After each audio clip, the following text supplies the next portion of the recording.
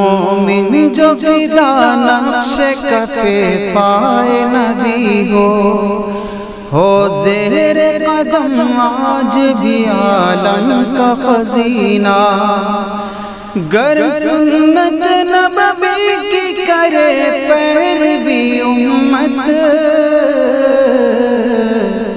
طوفان سے نکل جائے گا پھر اس کا سفینہ، طوفان سے نکل جائے گا پھر اس کا سفینہ۔ نحمدہ ونصلی علی رسولہ الکریم، اما زہر دو قسم کا ہوتا ہے، ایک تو زہر مادی ہوتا ہے اور ایک روحانی ہوتا ہے۔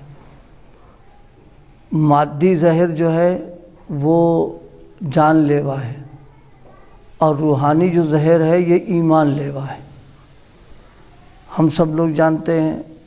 زہر انتہائی درجے کا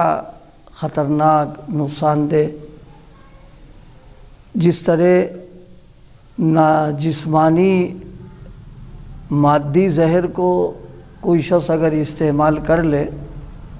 تو بلا کسی تاخیر کے فوراً ڈاکٹر سے رجوع کرنا اور تدبیر کرنا کہ کسی طریقے سے یہ نکل آئے اور اس کے نقصانات سے بچ جائیں، کیونکہ اس میں جیسے جیسے تاخیر ہوگی اس طریقے پر جسم پر اس کے اثرات شروع ہو جاتے ہیں۔ اس لیے اس کے تدارک کی فوراً فکر ہم سب لوگ کرتے ہیں، کرنا بھی چاہیے، اس لیے کہ یہ جسم جو ہے ہمارا اپنا نہیں ہے، یہ امانت ہے۔ تو اب اگر کوئی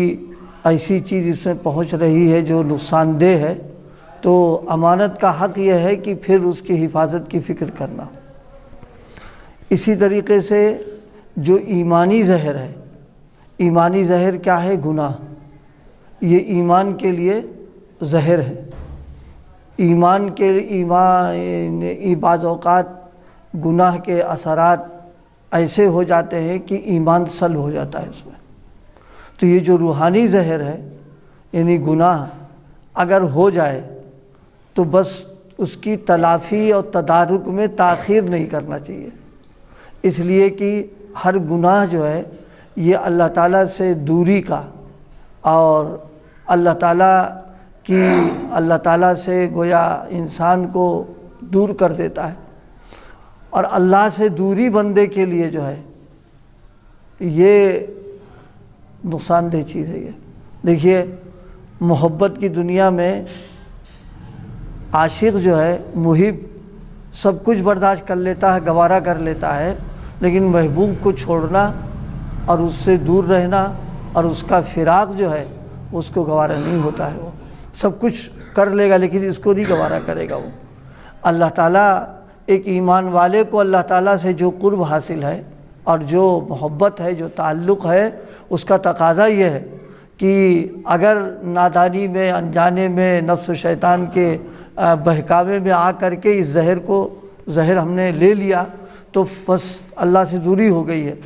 اب جب تک یہ دوری قرب سے بدل نہ لے اس وقت تک چین نہیں آ جانا چاہیے، اور اس میں ذرہ برابر تاخیر نہ ہو۔ اللہ تعالیٰ اتنی ہم سب کو اپنی محبت عطا فرما دے کہ ہر وہ چیز جو ان سے دور کر دینے والی ہے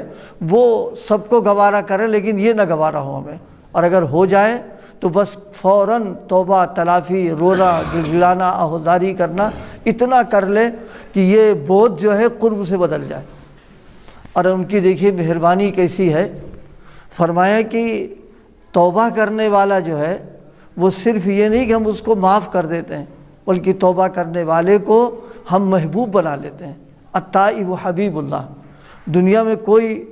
کوئی ایسا نہیں کر سکتا ہے کہ مجرم کے جرم کو تو معاف کر دیا جاتا ہے، لیکن معاف کرنے کے بعد اس کو محبوب بنا لیں، اس کو چہیتا بنا لیں۔ یہ صرف اس کریم کی ذات ہے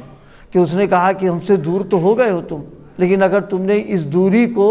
قرب سے بدل دیا، رو کر کے، آہوزاری کر کے، تو صرف یہ کہ نہیں کہ تم کو معاف کریں گے بلکہ اپنا محبوب بنا لیں گے۔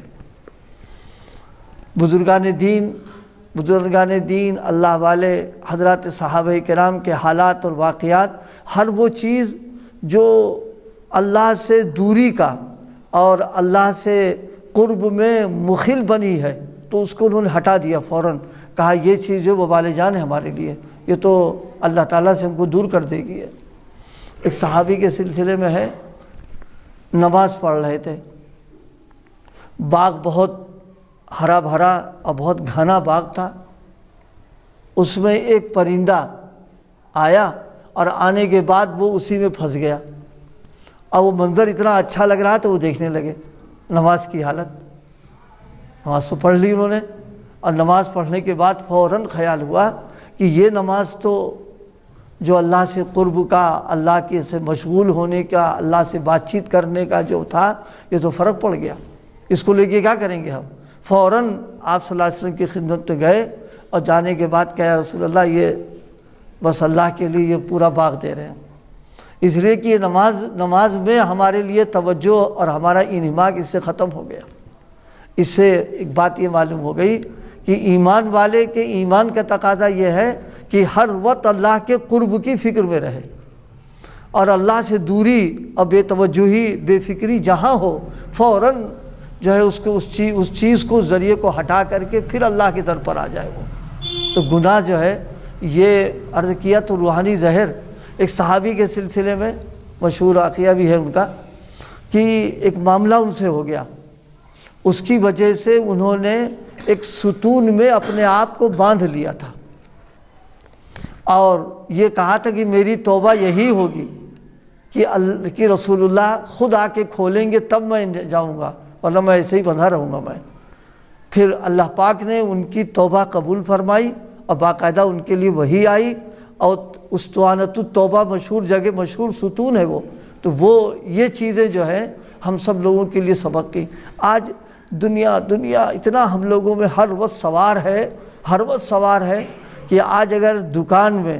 مثال کے طور پر روزانہ معمول کے اعتبار سے کچھ کم بکری ہو جائے، اس کی ہم کو فکر ہوتی ہے کہ بھی آج کم بکری ہماری کم کیوں ہو گئی، اور 24 گھنٹے میں ایک نماز میں تکبیر اولیٰ فوت ہو جائے، مسجد کی حاضری چھوٹ جائے، یا نماز ہی جماعت ہماری چھوٹ جائے، ہمیں کوئی فکر نہیں ہوتی، اس میں کوئی احساس بھی نہیں ہوتا، اور ذرہ برابر ہم کبھی اس کا وہ بھی نہیں محسوس کرتے کہ ہمارا نقصان ہو گیا اس کے اندر۔ یہ اتنی غفلت جو ہمارے ساتھ میں لگی ہوئی ہے، یہ غفلت ہمارے لیے انتہائی نقصان دہ چیز ہے۔ اللہ پاک نے تو شان کریمی کا مظاہرہ کیا کہ گناہ کر کے تم مجھ سے دور ہوئے ہو، گناہ کر کے تمہارا بودھ ہو گیا ہے، لیکن ہم تم کو محبوب بنا لیں گے، بس یہ کہ تم آنسو بہاؤ، گڑ گڑاؤ، آہوزاری کرو، قرب سے تبدیل کر دیں گے۔ تو اس وقت جو گزارش کی ہے، اس وقت جو بات آئی ہے وہ یہ کہ زہر دو ہیں، ایک مادی ہے ایک روحانی ہے۔ مادی زہر جو ہے وہ جان لیوا ہے، اور روحانی زہر جو ایمان لیوا ہے۔ جس طرح جان لیوا جو زہر ہے ہم اس سے چوکنا رہتے ہیں، اور بالقصد بالارادہ جان بوجھ کر کے ہم اس